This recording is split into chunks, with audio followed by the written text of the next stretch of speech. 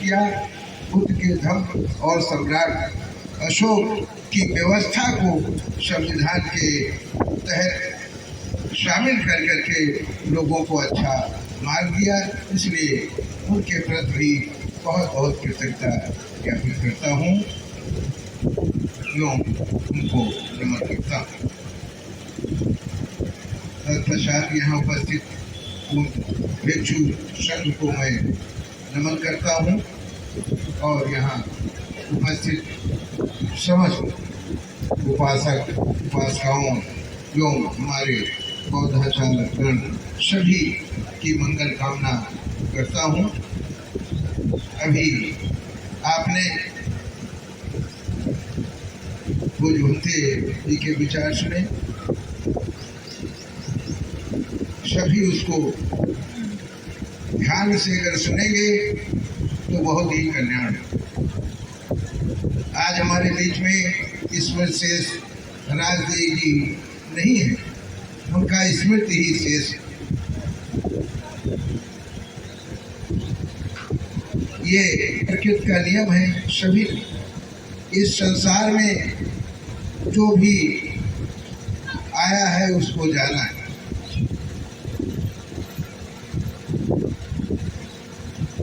कोई भी जो भी बना है वो बिगड़ेगा, जो उत्पन्न हुआ है उसका नष्ट होना ये निश्चित है। ये प्रकृति का नियम, इसीलिए कहा गया है अनिच्छावत्संखारा उत्पाद गए धर्म उपजता निरंजन देश। उत्पन्न होना और नष्ट होना ये प्रकृति का स्वभाव है। तो किसी को भी यहाँ रहना नहीं है। आप देख रहे हैं हमारे बीच में इसमें से माता राधी जी नहीं है। आज उनका शोकाकुल परिवार है। उन्होंने अपनी सारी संपत्ति सारा कुछ यही छोड़ दिया है। इसीलिए कहा गया है उत्तमति धनमति इत बालो यही अत्ता ही तनो नथी पुतो पुत्र।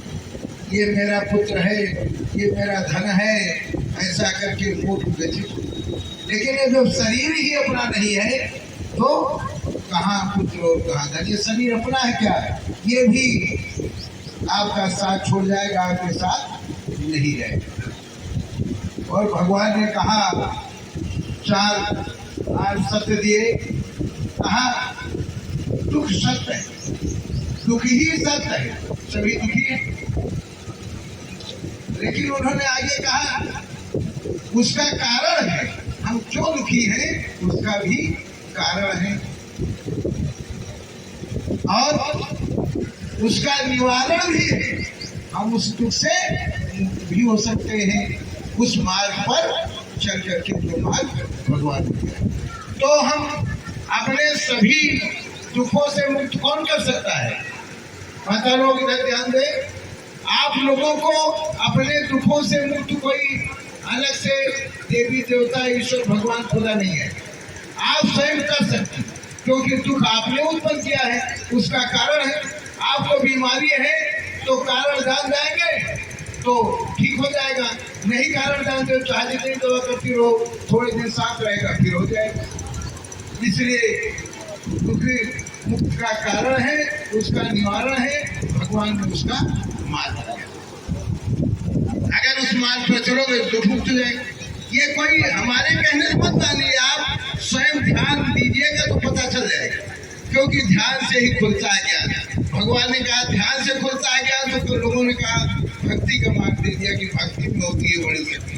भक्ति तो बाद में अंध भक्ति में बदल ही जाएगा। चाहे जितने आसाराम बापू जेल में रहे हो, लेकिन आज भी उनके भक्त नहीं मानेंगे की गलत है। इसलिए भक्ति अंधभक्ति हो ही जाती। इसलिए ध्यान क्यों जरूरी है? बिना ध्यान के आपको कुछ समझ में ही नहीं आएगा। तमाम उदाहरण है। कैसे? जैसे न्यूटन ने देखा सेब गिर रहा है ना, बहुत पहले भी देखा होगा कई बार, लेकिन उस समय उनका ध्यान अलग था।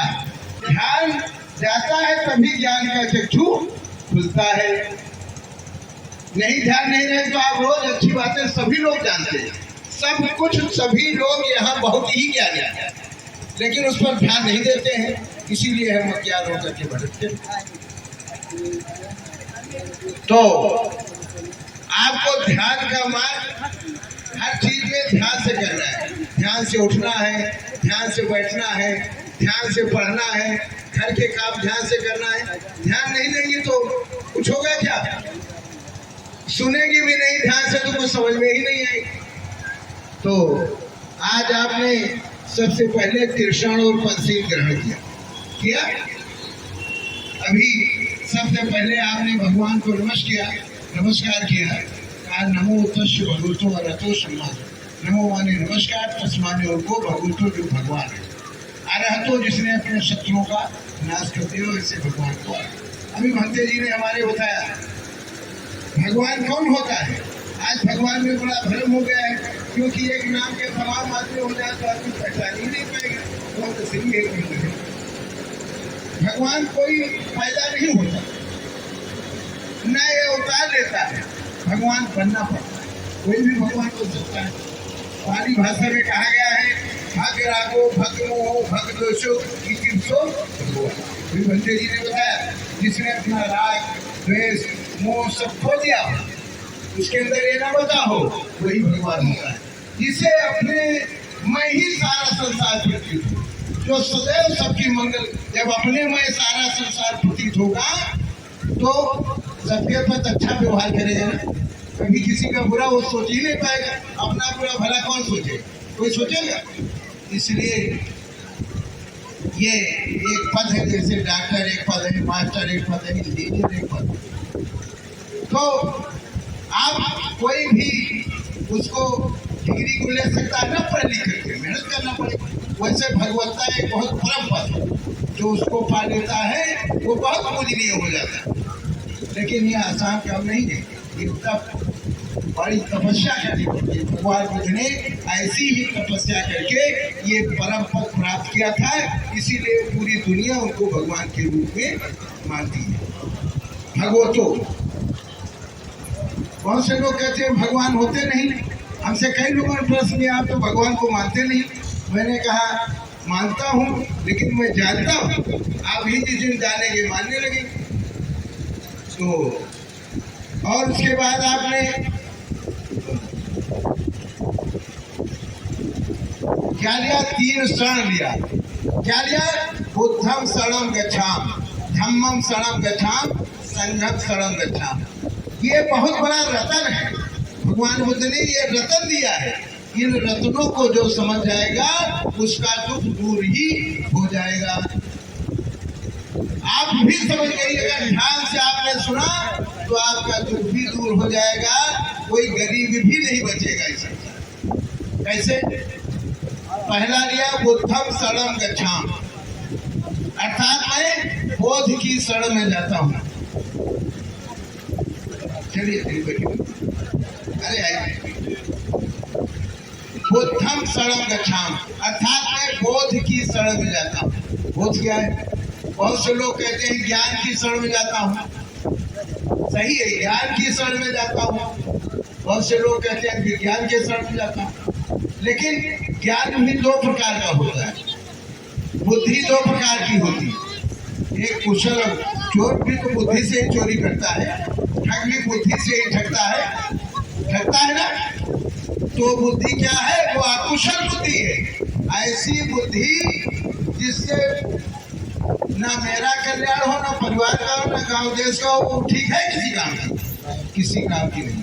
इसलिए भगवान ने कहा हमको कुशल बुद्धि की शरण लेना है, कुशल ज्ञान की शरण। कुशल ज्ञान उसको कहते हैं जिससे आपका भी कल्याण हो, आपके परिवार का भी कल्याण हो और पूरे गांव और देश का कल्याण हो। तो आपने ऐसी बुद्धि कि मेरे लिए क्या अच्छा है और क्या, जिस दिन आप इस सत्य को जान जाए क्या अच्छा है क्या बुरा है, अच्छा ही करेंगे ना। बुरा करेंगे तो दुख होगे। अच्छा ही धर्म है, बुरा ही अधर्म है। तो जिस दिन इस चीज का ज्ञान हो जाएगा, आप जो है बोधि की शरण की तरफ अग्रसर। जानते हैं, लेकिन ध्यान से नहीं देखते हैं कि अच्छा क्या है। कैसे बोधी, जैसे बहुत से लोग तंबाकू खा रहे हैं, गांजा पी रहे हैं, अगर उनका छोटा नाती आ जाए, कहे बाबा बाबा एक फूक हमको भी दे दो, देंगे क्या? एक बिना तंबाकू दे खिलाएंगे क्या? बहुत समझाएंगे, अरे बेटा ये बहुत गंदी चीज है, अरे बहुत गंदे लोग खाते हैं क्यों। लेकिन मैं क्या कर रहा हूँ इसका बोध ही नहीं। जिस दिन बोध आ जाएगा कि ये मेरे लिए भी नुकसानकारी है, सबके लिए नुकसानकारी, जो सभी लोग एक ही धातु से बने हैं, तो जो मेरे लिए नुकसान हो वो आपके लिए भी नुकसान हो। इसीलिए आसान बात है, जो हम अपने लिए नहीं चाहते हैं वैसा व्यवहार दूसरे के साथ। तो बोधि का मार्ग जिससे समझ में आ जाएगा, आपका बहुत ही कल्याण हो जाएगा, बहुत बड़ा। और दूसरा है धम्मं शरणं गच्छामि। धम्म पाली भाषा का शब्द है, धर्म हिंदी में, लेकिन अब धर्म को ही लोग भूल गए। मैं धर्म की शरण में जाता हूँ। धर्म क्या है भाई?